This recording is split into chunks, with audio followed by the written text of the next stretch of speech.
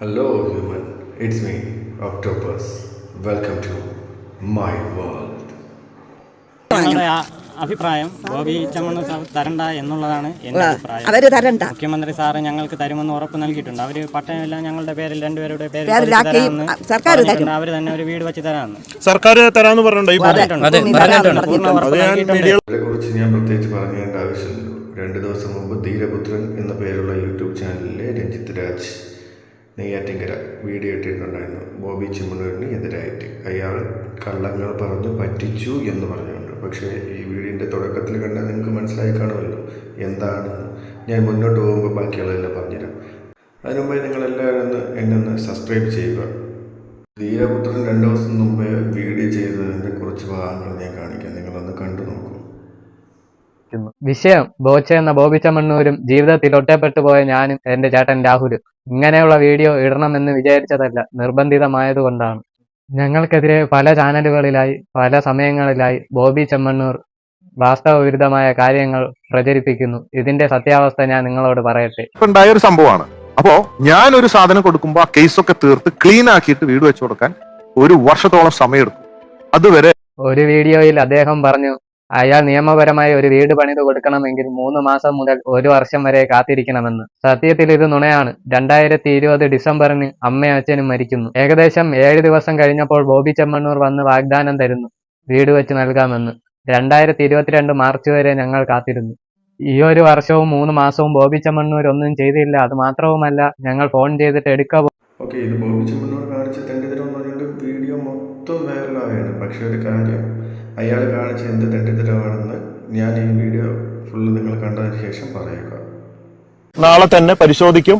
എല്ലാ രേഖകളും താലൂക്ക് ഓഫീസർ എല്ലാ അതോറിറ്റിയിലും പോയി അനുസരിച്ച് ഇത് പ്രകാരം ഞങ്ങൾക്ക് തന്ന എഗ്രിമെന്റ്, ആ സ്ത്രീ ഒപ്പിട്ട് ഞാൻ പൈസ കൊടുത്തു വാങ്ങിയ എഗ്രിമെന്റ് പ്രകാരം കച്ചവടമാക്കിയത് പ്രകാരം എന്തെങ്കിലും എന്നെ പറ്റിച്ചിട്ടുണ്ടെങ്കിൽ അത് നമ്മൾ നിയമ നടപടികൾ സ്വീകരിക്കുകയും അല്ലെങ്കിൽ ഇത് നിങ്ങൾ ആവശ്യപ്പെട്ട പ്രകാരം നിങ്ങളിത് ഏൽപ്പിക്കുകയും ചെയ്യുന്നതായിരിക്കും. എന്തായാലും നിങ്ങളുടെ ആഗ്രഹം സാക്ഷാത്കരിക്കാൻ വേണ്ടിയാണ് ഞാനും ഇവിടുത്തെ തിരുവനന്തപുരം ബോബി ഫാൻസ് ചാരിറ്റബിൾ ട്രസ്റ്റും ഇതിനുവേണ്ടി പ്രവർത്തിക്കുന്നത്. അതിന് വിരോധമില്ലല്ലോ.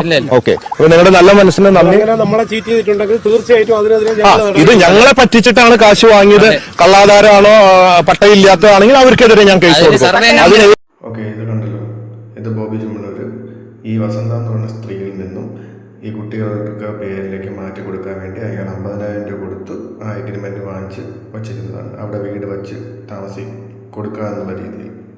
പിള്ളേരുടെ അച്ഛനും അമ്മയും ആത്മഹത്യ ചെയ്ത് വെന്ത് മരിച്ചതാണെന്നുള്ള നിങ്ങൾ കേസുകളുടെ പത്രത്തിലെല്ലാം വായിച്ചിട്ടുണ്ടായിരിക്കുമല്ലോ. പോലീസുകാരുടെ അനാസ്ഥ മൂലം ഉണ്ടായതാണെന്ന്.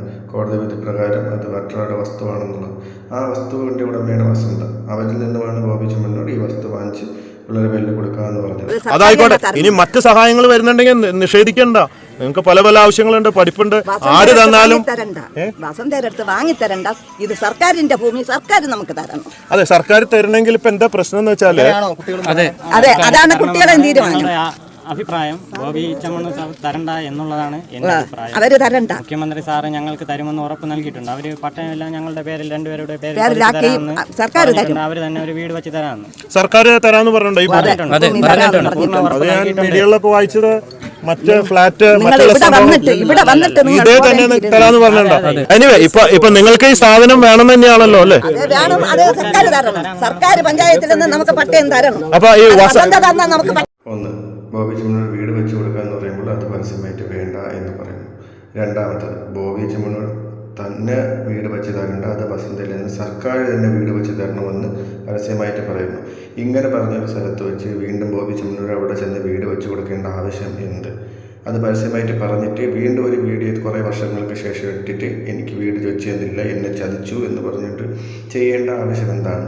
അയാൾ പരസ്യമായിട്ട് പറഞ്ഞതല്ലേ അത് ഫ്ലാറ്റുകളാണ് സർക്കാർ നിർമ്മിച്ചത്. അതിൻ്റെ ഇടയ്ക്കുള്ള ബില്ലിൻ്റെ ഒരു വീഡിയോ ഞാൻ കാണിച്ചില്ല, നിങ്ങളൊന്ന് കണ്ടു.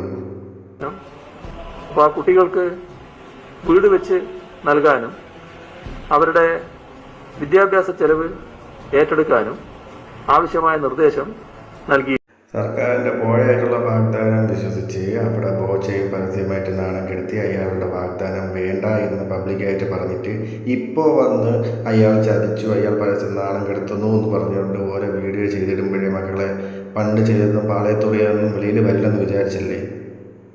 ചാനലിലപ്പോൾ സെൻറ്റിമെൻ്റ് അടിച്ച് റീച്ച് ആയി കഴിഞ്ഞപ്പോഴത്തേക്കും മറ്റൊരാളെ എടുത്തിട്ട് കിണ്ടാന്ന് വിചാരിച്ചുകൊണ്ട് വന്നപ്പോഴത്തേക്കും വിചാരിച്ചില്ലേ ഈ പഴയ വീഡിയോസൊക്കെ നമുക്ക് പുറത്തു വരുമെന്ന്. ഇതിലാരുടെ ഭാഗത്താണ് തെറ്റ് നിങ്ങൾ പറയും?